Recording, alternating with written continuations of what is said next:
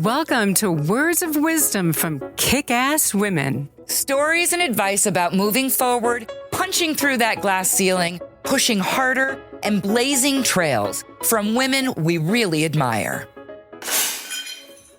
Welcome, everybody, to another episode of Words of Wisdom from Kick-Ass Women. This is where we tell stories, get advice, and just learn a lot of wonderful things from some really amazing women out there in the world today. And that was just one of them, Liz Brohan. I'm Liz Brohan. And I'm Mary Olivieri. Today, we're going to dive into a topic that is both powerful and inspiring. We're going to learn about veteran advocacy and how honoring those who've served can teach all of us across the generations to live with more purpose. Yes, and the Kick-Ass Women that we have today is perfect for this topic, as Mary just mentioned. We are with Cindy Greenglass. Cindy Greenglass is the president of Livingston Strategy Consultancy.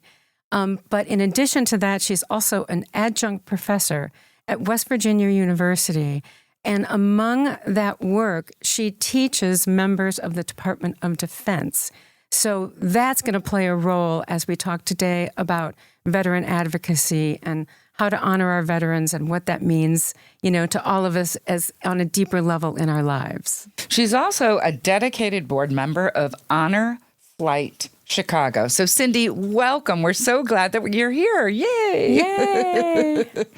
Well, thank you so much for having me. It is really, I'm so excited about this topic because it is near and dear to my heart. And as you can tell, I get very excited about it. So thanks for having me on your episode today. Well, let's talk. Let's just start with Honor Flight Chicago. Let's let our listeners know your involvement in that and what exactly does that do? Well, Honor Flight Chicago was the first honor flight in the country and is the largest honor flight in the network. It is now a national network across the United States. Wherever your listeners are, there may be an honor flight in their home community, and they may have seen veterans on their planes and in Washington and their airports.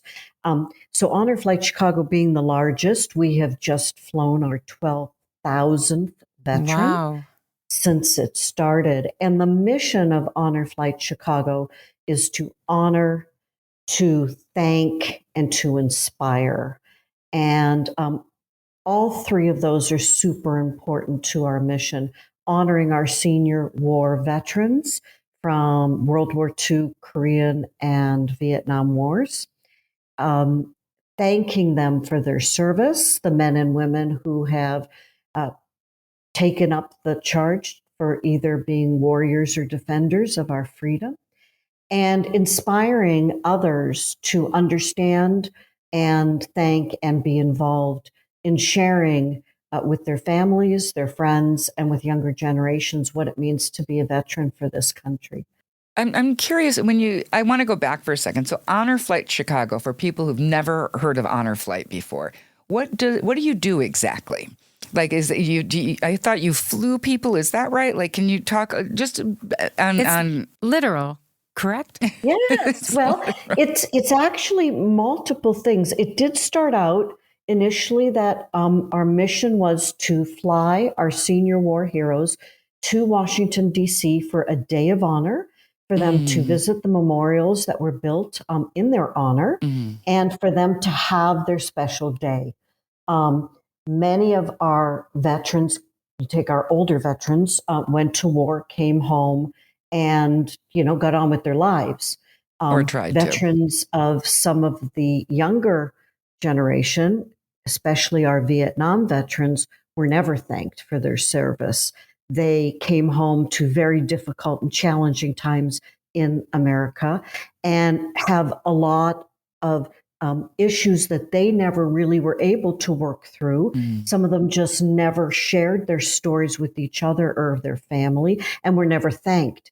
And that day of honor means something very special to them that's different than the older generation of our World War II and Korean veterans who are, as a different generation, this has different meaning for them. But we've expanded this mission with the inspiration of how we can make this day last a lifetime. And that means not just for the veteran themselves, but their family members and for the community at large. We have expanded into the classrooms. We've expanded into the community for younger generations. We have an Operation Education where we're bringing veterans into the classroom who tell their story. We have an extensive podcast series where our veterans are interviewed. They can use it as curriculum. You can share it so that we can inspire other individuals to what it means to be a veteran and to understand the stories of our veterans. So at the core is our day of honor for the veteran, but it expands beyond that to make a difference in the lives of not just the veteran, but their families and our community. The education aspect is awesome, Cindy. I love hearing that. I don't think I knew that about Honor Flight. I feel like it's something that I missed out on during my education. A veteran was never brought into the classroom, and I came up in the 70s, so Vietnam had just ended. And like you said, that whole generation really was not even appreciated. So now you're really hopefully making them feel seen and heard, and that their sacrifices mattered. Absolutely. And every veteran has their own story. Every veteran lived a different experience, whether they were at home or they were in country, whatever their role was as a veteran, we honor them and want to hear and share their story. The connection with young people is huge. It is so interesting to see how inspiring it is when younger people meet the veterans firsthand, talk to them. This is grandma and grandpa. And, some of them had no idea about what these wars were and what they meant. And so going into a classroom and learning about it, when you can have real stories and real individuals who can share it with you, brings it to life. It's not American history, it's reality. Ooh, And it I like really that. changes their worldview. So it doesn't just impact what you guys do doesn't just impact the veterans. It impacts the people who get to come in contact with them, I would imagine, right? This ripple effect in for lack of a better phrase. Absolutely. And I'm glad that you can find veterans who want to talk about their story. I had a cousin who served in country in Vietnam and did not want to talk about, those, that experience. But maybe That's why. Oh, sorry, Cindy. I just wonder if they might not want to talk about their story, but when they have that flight, for example, Cindy, does that spark anything? Like, do you have a story where like the veteran after taking that flight opened a little bit more, or any stories about the impact of that? Yes, it really is an individual experience. Well, we fly up to 115 veterans a flight, and we fly April through October. Our last flight will leave this month. Each veteran experiences the day in their own way, and every veteran is accompanied by a guardian. In some cases, the guardian is a family member, and in some cases, I've had the privilege of being a guardian each year with a veteran on a flight, and either a guardian from Chicago or a guardian from our DC team. And their day is, as I said, unique to them. I've had the privilege of being a guardian with veterans who do not speak the entire day. This is their experience, and then afterwards have come home and we have heard from their family how they're like a changed person. Wow. But in their own way, it gave them closure. It allowed them to deal with things they may not have dealt with for 50 years or for however long it has been.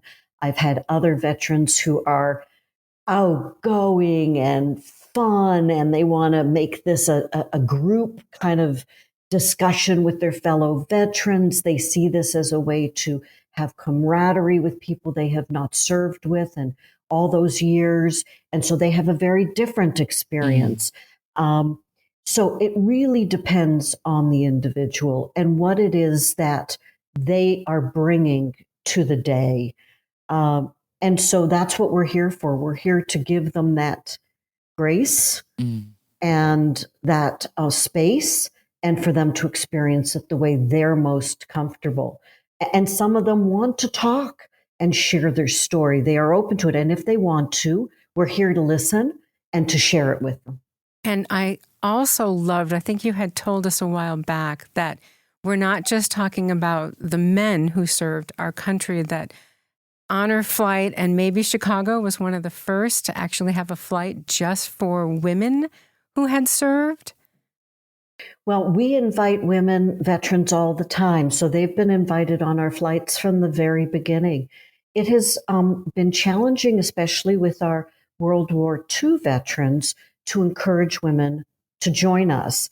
And sometimes when we ask them why, they will say that they don't feel worthy. They don't feel they deserve the honor.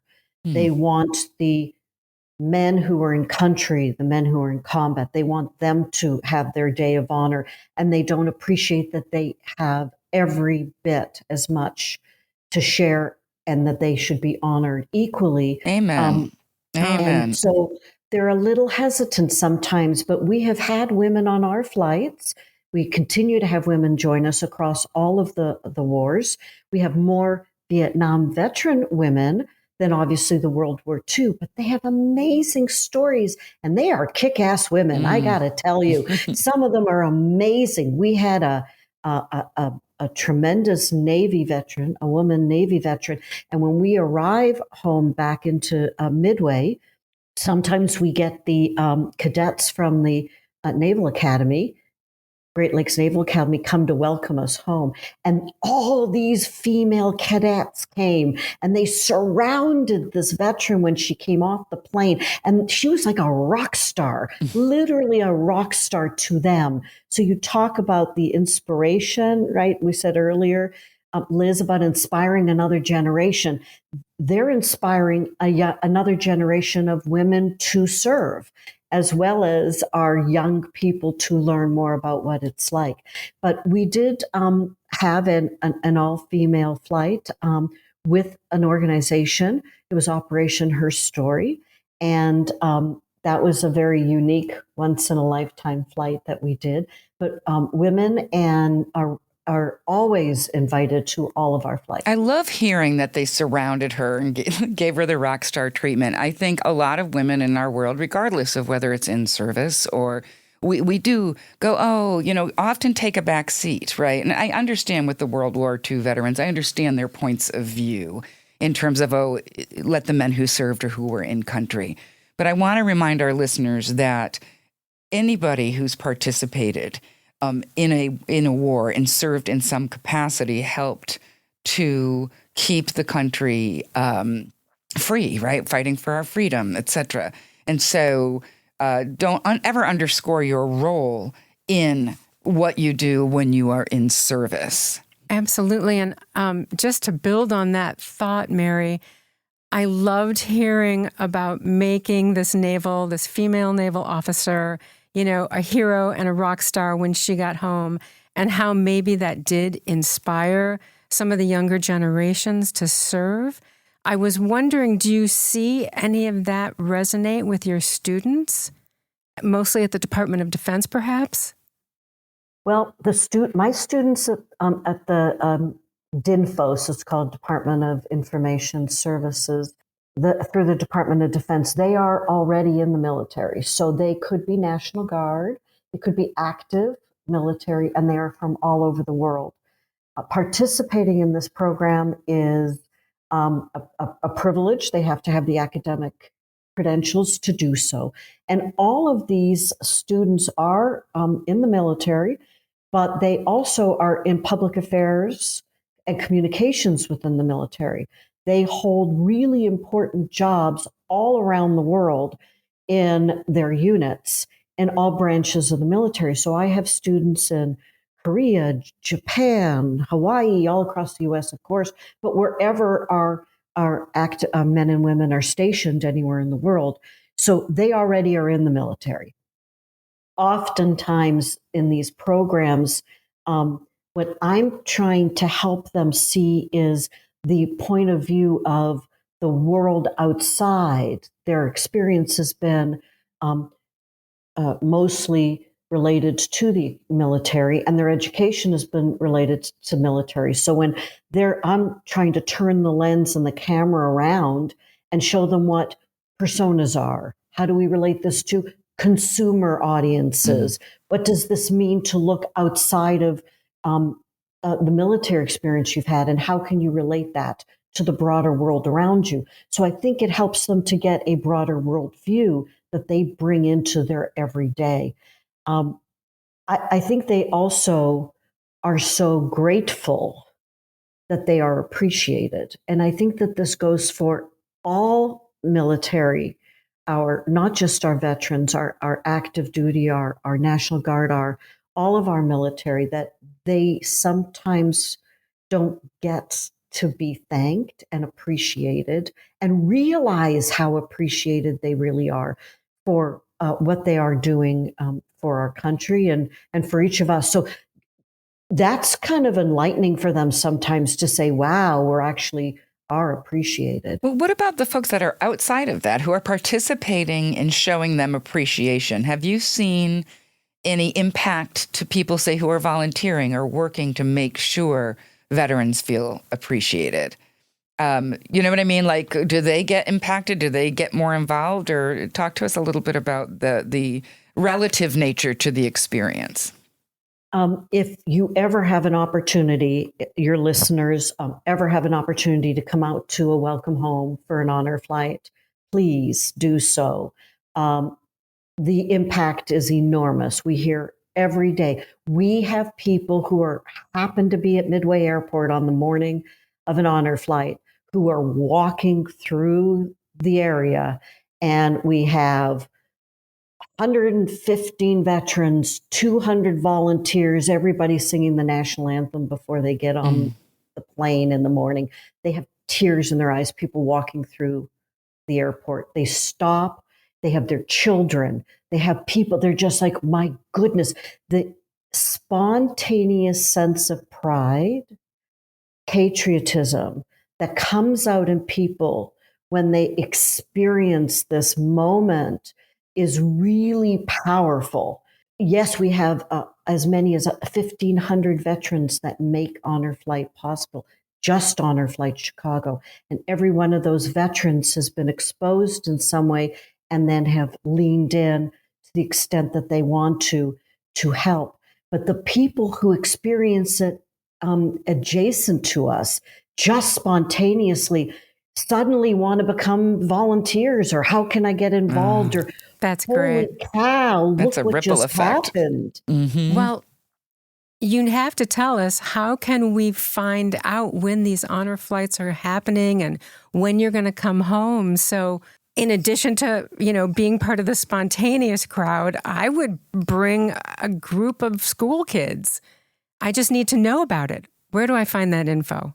Well, please go to honorflightchicago.org, and you can see how you can sign up to volunteer if you want. You can find out all the information. You can see our podcasts. You can learn about Operation Education. And we have young Boy Scouts and Girl Guide troops and all sorts of schools that come out for the welcome home.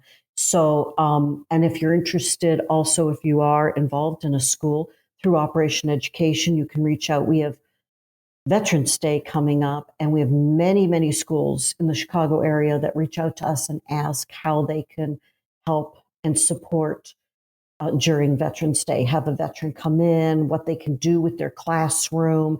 So you can reach out to us. You can call the office. We'll be more than happy to help you. We're on our last flight, and then we will fly again next April. Wow. I'm a marketer, and I'm just listening to everything that Honor Flight is doing, and I'm wondering if you need to rebrand a little. You're much more than a flight. Yeah, there's so much more to it. Go. Yeah, I think that it's funny, Cindy, because I had a friend who was in the airport who experienced just what you were talking about. And she ended up working for the VA. So there you go. Yeah, she redirected. She said she was so moved. And I have to imagine it was this, her witnessing an honor flight, but has, worked for the VA for years. And she said her experience of just working with the veterans, it's through the Hines VA hospital. Yeah. She really, it's life-changing for her. So for our listeners, you can take a pivot, a course correction or redirection if you're moved like this. And I look at her and her life is so fulfilled. Yes. She's not making a gazillion dollars by any stretch, but it's much richer by being involved in veteran services. We were talking about kind of expanding the reach. And I know we talked about all the memorials that, are on the mall in Washington, D.C., but there's been other conflicts too, more recent conflicts, the Gulf War, the Afghanistan conflicts. So there's up and coming generations of other veterans or people currently serving. Is there a way that your organization will kind of expand to be inclusive of them as well? I'm sure it's coming down the road. Right now, we have a waiting list of veterans, over 1,000 veterans waiting for their day of honor. And it grows all the time. And so what we want to do is make sure that every veteran of the 3 wars that we currently are honoring have their day of honor before we open it up to the next generation. But we most definitely will do so in the future. Well, that makes sense. It makes total sense. And I know that there's also probably a sense of urgency with our World War II veterans. There are so few of them left, and so any of them who can fly will. We are also, for the first time on November 1st, we're going to have our first, what we call our first flightless flight. We've had so many veterans that are medically unable to join us at the last minute, and we want them to have their day of honor, and we're doing a virtual flight day for them. And we're going to do it at Cantini. And they're going to have the experiences if they're there. And we're going to have a whole day for them with their own virtual welcome home and everything. So that this is our first time doing it. We want to do it one every year so that the veterans who can't fly because of their condition still have an opportunity to experience it. That's a great idea. I wanted to just pivot a little bit and talk about service because you brought it up, Mary. How do each one of us get exposed to what we're passionate about? We're talking about our veterans. We're talking about Honor Flight Chicago. And I could say this was an accidental introduction for me. I didn't go out and seek it. And I got involved with Honor Flight Chicago sort of accidentally, and it became a passion for me. But all of us are exposed to causes and missions that have need. And there's going to be something that touches you, each one of you, in your own way, whatever that mission or cause is. Maybe it's homelessness. Maybe this is domestic violence. Maybe this is, choose. There are thousands of nonprofits, and they are yearning for support. And that support comes in many different ways. You can give money, which is a way to help a mission, but you can give time. You can give your expertise. You can offer to answer phones. You can file in the, you think of all the different ways you can help. So I think service in the broader sense is it makes us whole people. Well, I love that you hit that. Yeah. I'm sorry, but you said offer your expertise among other ways to help, right?